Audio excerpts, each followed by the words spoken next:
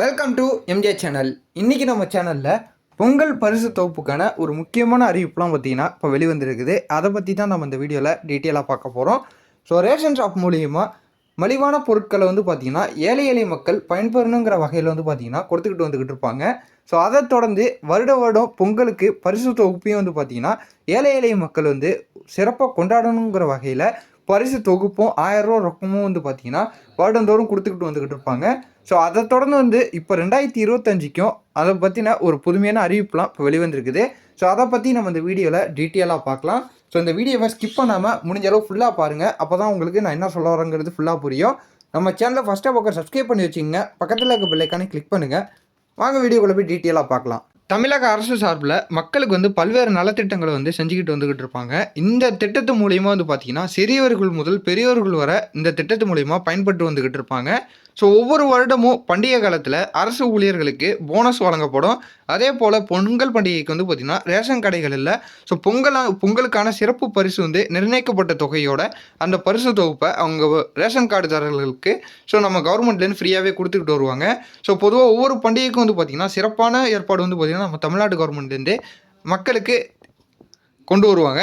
அந்த வகையில் இப்போ தமிழர் திருநாளம் பொங்கல் பண்டிகை வரக்கூடிய 2025 ஒட்டி வந்து பார்த்திங்கன்னா ஸோ வெளியூர்களில் இருக்கக்கூடியவங்களாம் வந்து பார்த்திங்கன்னா அவங்க சொந்த ஊர்களுக்கு திரும்பி அவங்க குடும்பத்தோடு கொண்டாடுங்கிற வகையில் ஸோ இந்த ஜல்லிக்கட்டாக இருக்கட்டும், பாரம்பரிய விளையாட்டுகள் போன்ற விளையாட்டு வந்து பார்த்திங்கன்னா இந்த பொங்கல் பண்டிகையில் நடைபெறும். ஸோ இப்போ வரக்கூடிய பொங்கல் பண்டிகையை சிறப்பாக கொண்டாடப்பட உள்ளது அப்படின்னு சொல்லிட்டு தெரியப்படுத்தியிருக்கிறாங்க. இந்த நிலையில் தமிழக அரசு மக்களுக்கு மகிழ்ச்சி அளிக்கும் செய்தி ஒன்று வந்து பார்த்திங்கன்னா இப்போ வெளியிட்டிருக்கிறாங்க.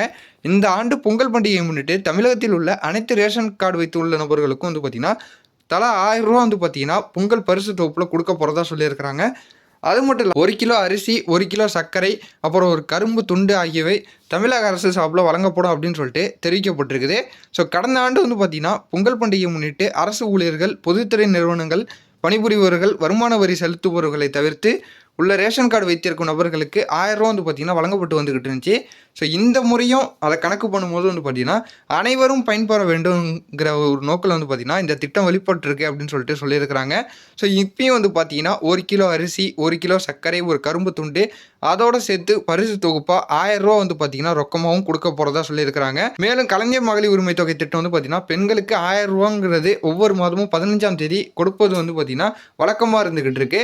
இந்த பொங்கல் பண்டிகையும் இந்த ஆண்டு பொங்கலுக்கு முன்னதாகவே வந்து பார்த்திங்கன்னா ஜனவரி 10க்குள்ளேயே இந்த 1000 ரூபாவும் வழங்கப்படலாம் அப்படின்னு சொல்லிட்டும் எதிர்பார்த்துக்கிட்டு இருக்கிறாங்க.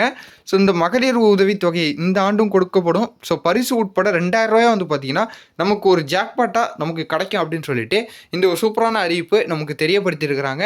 ஸோ இன்னும் முழுமையான அறிவிப்பு வந்து பார்த்திங்கன்னா இந்த 1000 ரூபாங்கிறத ரேஷன் ஷாப்பில் கொடுக்க போகிறாங்களா இல்லை பேங்க்கில் கொடுக்க போகிறாங்களா அப்படிங்கிறத இன்னும் அவங்க தெளிவாக மென்ஷன் பண்ணலை.